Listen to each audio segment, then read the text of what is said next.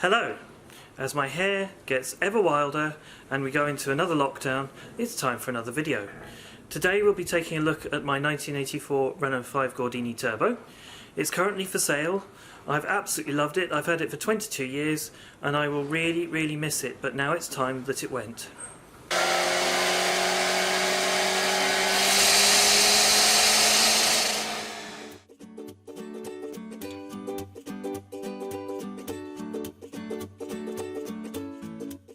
It is with a heavy heart that I have finally put it up for sale. Now I need to talk to you a little bit about the car. I'm going to give a walk round and show you a few things about it.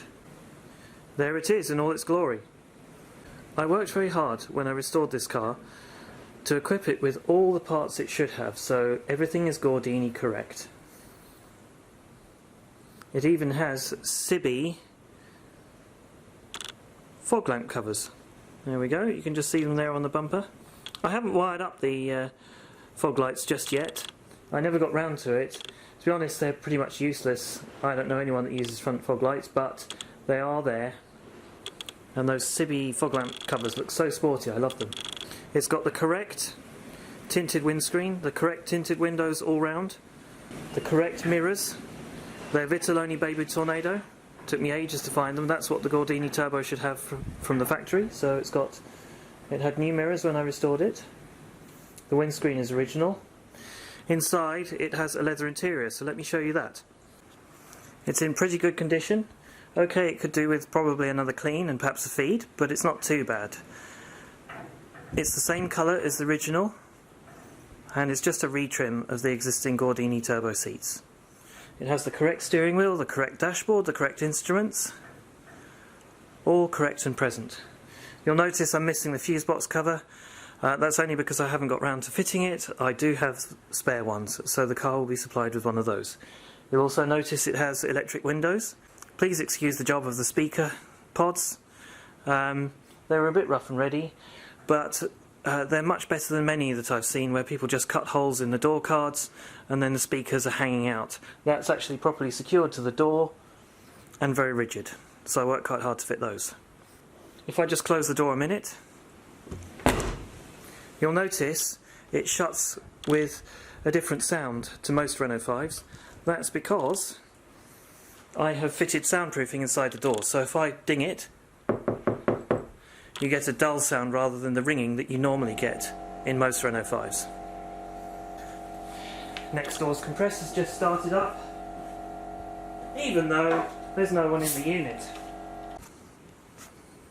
Here's more of that leather interior.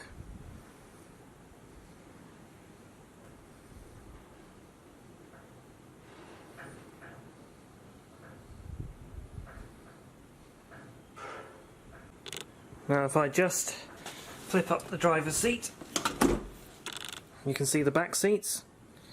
Now they've got dimples in them. Let me just remove this, that's from the local car show. The rear seat has dimples in it at the moment. That's just because the seats were folded forwards. That will come out with general usage, so that's not a problem.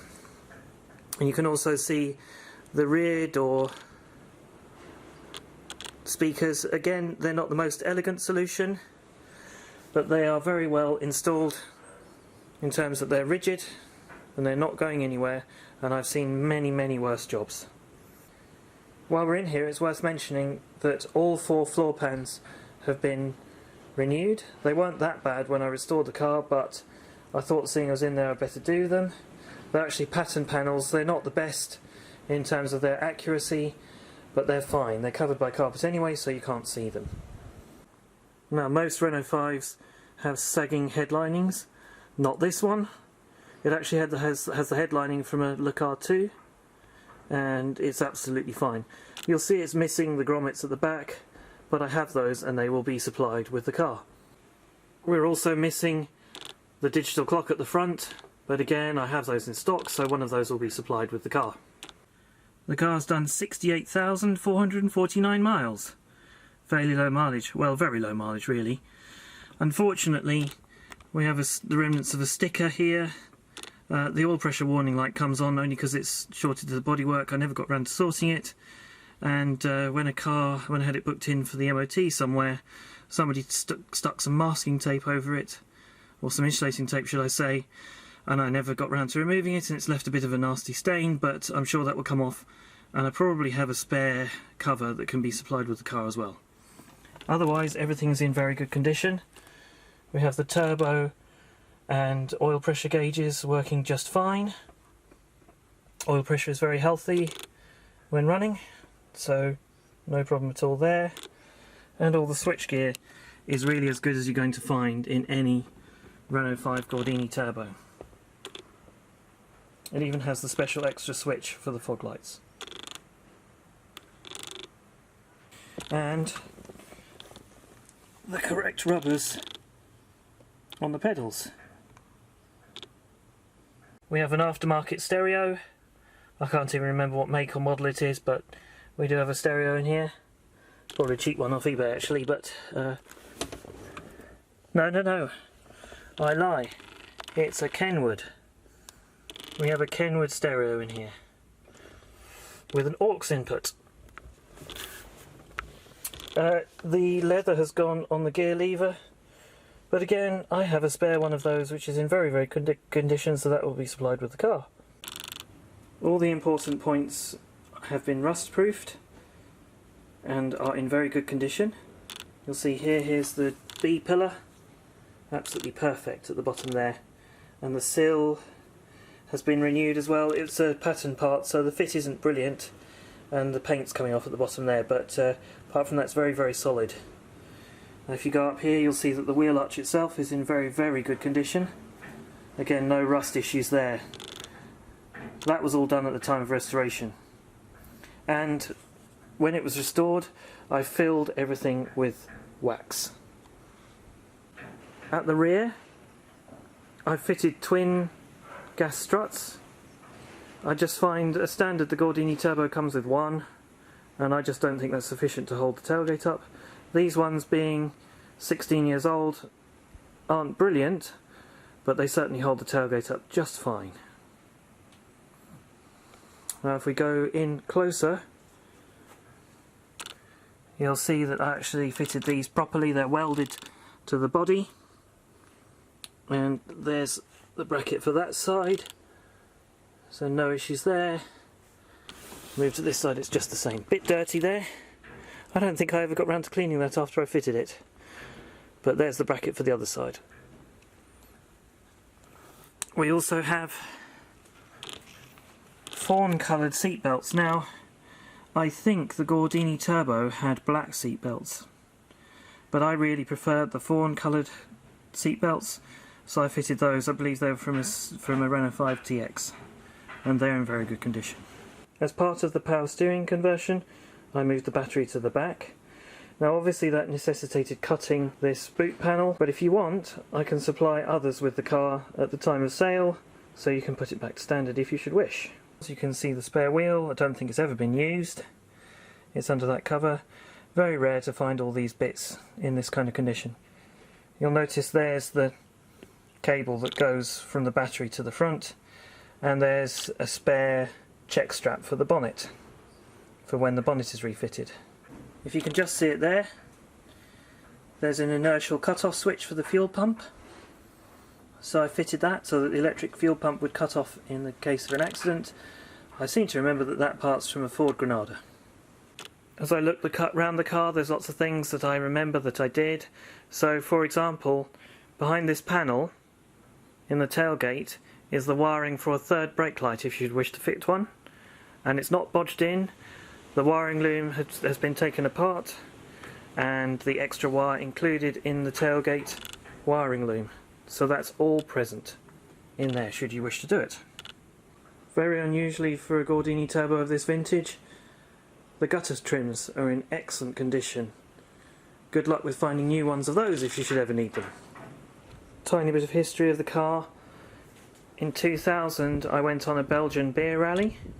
It was enormous fun with lots of French and Belgian people driving at insane speeds.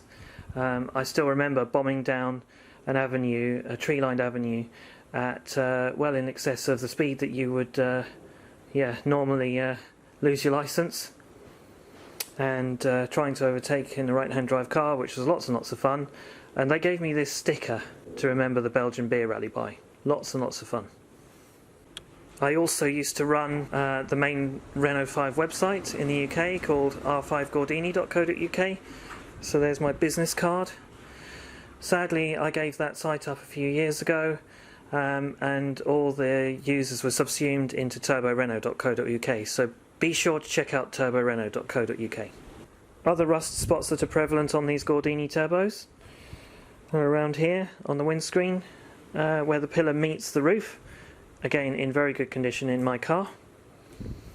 And if you look at the front around here, black rubber windscreen trim. Other cars had chrome, this has black. Unfortunately, there's also a dink and a gouge in the paintwork just here.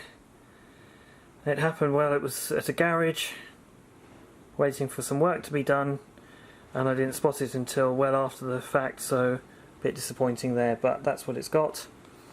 It also has a few scratches in this door. Don't know if you can see that, but there's a couple of scratches. Shouldn't be too difficult to rectify, but nevertheless they are there. And this door bottom is just starting to go. I mean, you can see it bubbling up slightly there, but if you look underneath, the rest of the door is very, very sound. There is also a scratch in the right-hand front wing. Well, very difficult to photograph, but in here is like new. It was all done at the time of restoration, is in very good condition. And we also have Toyo Proxy tyres all round. So they're Toyo Proxys CF2. I found these to be the best tyres that you can get for a Gordini Turbo. They're very grippy and very comfortable as well, so really recommend those tyres. It's their 2015 tyres, but they've done very, very few miles. This one could perhaps do with pumping up, but there you go. So 2015. Well, it's very, very difficult to film, but the car is extremely solid underneath. This is just an example to show you what it's like. And while we're under here, it's worth mentioning that the car has the supplementary fuel tank has fitted to the last of the Gordini turbos. That's all present and correct, with the correct piping and everything else. Works really nicely. If we move around to this side of the car, there are a few paintwork issues that I need to point out. It's generally very good, but there is a crack in the paintwork around here. It's very difficult to show you on camera, but there it is, it's in the door, and there's a scratch that runs alongside it to there. Bit unfortunate, and there's a slight ding and scratch there. You can just about see the line going towards the rear of the car. No idea how it happened, I can't remember. Now if I were keeping the car, I'd probably want to replace the rear trailing arm bushes. They are original to the car, and they're just starting to knock, and I would probably want to do that. I do have brand new ones. So in this box of bits we have brand new rear suspension bushes, and it's both the outboard and inboard ones. You can see those there. And also I have brand new front wishbone bushes. You can see them just here. I've got lots of those, well, a full set of those ready to go on the car if you should feel it necessary. And while we're talking about suspension, the car has extremely rare and very difficult to find, in fact I don't know where you would find them. It's got Coney shocks, Coney adjustable shocks at the front. Again, I just don't know where you'd find some new ones of those if you should want them, but this car has those fitted, and they really help the handling and the ride quality. Very, very good shocks. This car has a straight through exhaust. It is a Scorpion exhaust. They are extremely hard to find. It's brilliant because round town and idle it just burbles nicely like a thoroughbred turbo car, which of course it is. And then when you really open it up and get on turbo boost, it sounds like a jet plane. It's absolutely fantastic.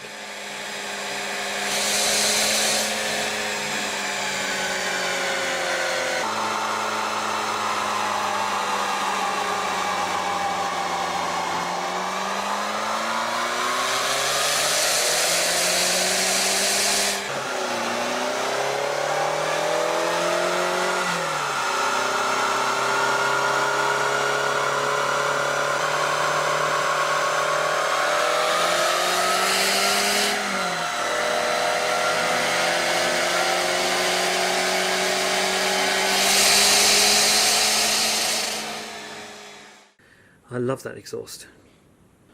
Now let's talk about the engine. The engine was rebuilt by Salve Sacco. He is absolutely legendary within the Renault world. I don't think he builds Renault engines anymore, but essentially he was the modern day Gordini. It's been ported and flowed, and it's got a mild road camshaft in it, and the turbo's boosting at about 0.8 bar. And together I believe those modifications probably make the power at around 120 to 130 bhp, so it's very lively. If you get to about 150 bhp the clutch just can't cope, but this car's clutch has no issues. What's also interesting is I've fitted power steering from a Renault 5 TX and used the electric pump. You can just about see it there, you can see the reservoir for it. I've used an electric pump from a Citroën Saxo. As part of that, it involved modifying the turbo oil drain. That's all done properly. Initially I blew a few turbos because the oil drain wasn't sufficient, but that's been rectified and it's now perfect. Unfortunately, after the engine builder changed the head gasket, one of the rocker adjusters came off, and the lock nut for that adjuster is somewhere in the engine. There were no awful noises when the engine was running, but it was obviously just running on 3 cylinders. That's the number 3 inlet valve. Now I've found the adjuster. But I haven't found the lock nut yet. I'm hoping still to find it, but if I can't, then that's a job for the new purchaser. Hopefully it's in the sump. I have a complete spare set of rocker gear. I believe it's safer to fit this rather than to attempt to repair any thread damage in the rocker that's on the engine right now. Currently missing in the engine bay is the long heated pipe that goes from the inlet over from the exhaust manifold. Again, I have those in stock, so one will be supplied with the car if you should wish to fit them. I never bothered because I only found if you don't have it, you sometimes get carburetor icing. But the weird thing is that ever since I had this engine rebuilt and all the work done on it, this car has never ever suffered from carburetor icing. It's been just fine. So that about wraps it up for the tour of my Renault 5 Gordini Turbo. I really believe with a little bit of work it'll be a fantastic car and so much fun. I am totally gutted that I'm selling it. I'm going to really miss it. It was part of my youth, and with me while I had a young family. I took all my kids in it at various times, had so much fun in it. I will really miss it. Thanks for watching, see you soon.